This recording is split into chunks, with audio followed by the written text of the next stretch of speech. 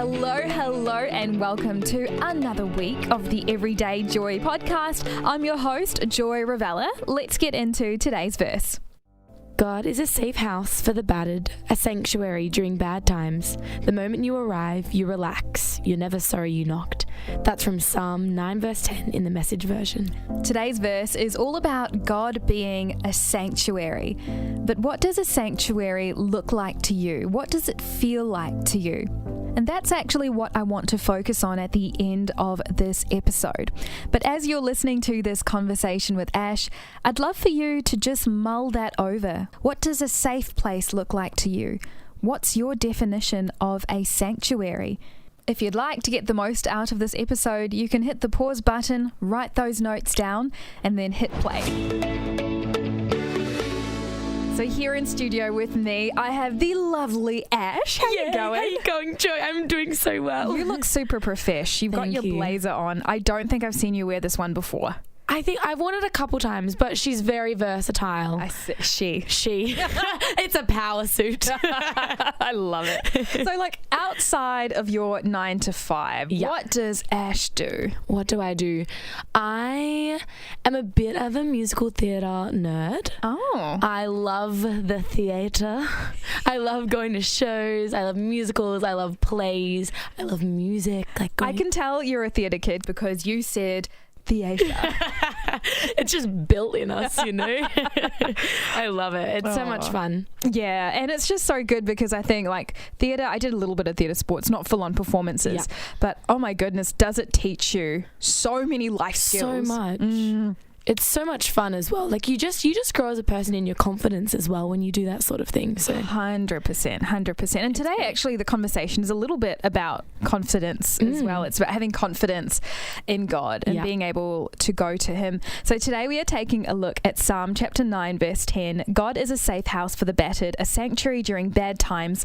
The moment you arrive, you relax. You're never sorry that you knocked. What are your first thoughts with this verse, Ash? When I first read this, I almost just have a big sigh of relief. Like you almost just go, like we can rest, we can, take a moment in the calm. And I just think that this verse so encapsulates what God's heart for our relationship with Him looks like. Yeah. It's almost that when we do have a relationship with God, we just get to rest and be and know that He is with us and protecting us and watching over us. And I just think it's just so cool. And I know when I look back at my life, exactly what this verse says is, that sanctuary during bad times, that peace of God is kind of the main thread and theme that I've just seen Him do throughout my entire life. And I just think that this verse really truly just shows us what we can have in that goodness of what Jesus has to give to us. Yeah, and peace is such a key word, right? Like you can't feel a place or a person is a sanctuary unless there's peace that goes alongside that. I think for me that was the same thing that jumped when I read this verse. I like the words safe house, and I feel like in times of distress God's the first place I should go to. Definitely. But often I don't do that. You're so right. And I'm so mad that you're right. But it is often the case. It was so funny. I remember ages ago, one of my youth pastors said, "Run to the throne, not the phone." And it's just stayed in my head. That's so good. It's true though, right? Because seriously, the first thing that I do when life gets a little messy is I just start venting to everyone except God. Yep. And been there. Yeah. So learning for me, I think, is God is the safe house. Yeah. He's where I should go to first. Definitely. What do you reckon, Ash, this verse tells you about who God is or what matters to Him? Yeah, I think exactly what you were just saying then.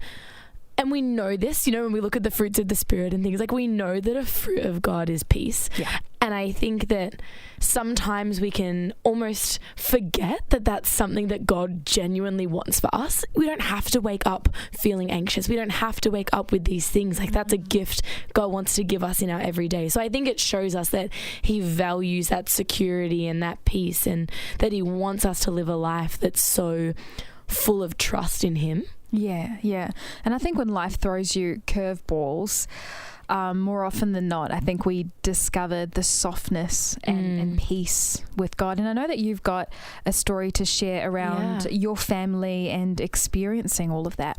Yeah, definitely. I went through I would say it was kind of like my big season of life where a lot of things changed for me, and it kind of was almost like that shift between like being a kid and adulthood almost. So were you a teenager around this time? So I was like about 13, and when I was 13, my family went through a bit of a difficult situation. So my mum was diagnosed with cancer. And that's difficult in itself. Yeah. But I think that out of that came a few things. So there was that situation, but then there was also, out of that, I became quite anxious, quite trying to control everything around me. I became quite fearful of things. And then on top of that, I think I then also struggled with like an eating disorder and things coming out of that just from that one situation. But it was a real kind of turning point for me. And the thing that I find so funny about that season is it was probably one of the most difficult seasons of my life. But when I reflect on it, I have such a peace, and I don't think I've ever felt so assured of God's goodness and protection in my life. Like, the time was chaotic, but exactly what this verse is saying, that sanctuary. And you know, the thing about a sanctuary is it's not like things aren't happening. Like, a sanctuary is that spot. Things are still happening around you. Life is still chaotic around you. But in that season, I just remember knowing that God was there and God was protecting me and my family and my mum. And I think that I just knew that no matter what, he had the best plans for my life. And I think, you know, it really is that you could relax. I really could relax in knowing who he was and what he had planned for my life. Which is so countercultural. Seriously? Right? Like, it doesn't make sense sometimes. I know that I've walked through difficult seasons and I've asked myself, how do I manage to make it through every day feeling okay about everything? Like, on paper, I really should be completely falling apart, but like you were saying, it's like you're hidden away in this beautiful fold. As you're a little bit older. How old are you now, Ash? I'm now 21. 21. Wait, no, I'm 22. I am 22. I just realized what year it was. I'm 22. It's okay. After you turn 21, you just keep saying you're 21. That's what I've seen all the other women do. I'm 22. 22. So you've had at least close to a decade since that whole experience. Has that experience shaped the way you approach other big, tough seasons in life? Definitely. I think more than anything, that season showed me the goodness of God. And I know that there's still been times since then when maybe I haven't been as good at trusting in him, and maybe I haven't been as good to like running to that sanctuary that is Jesus.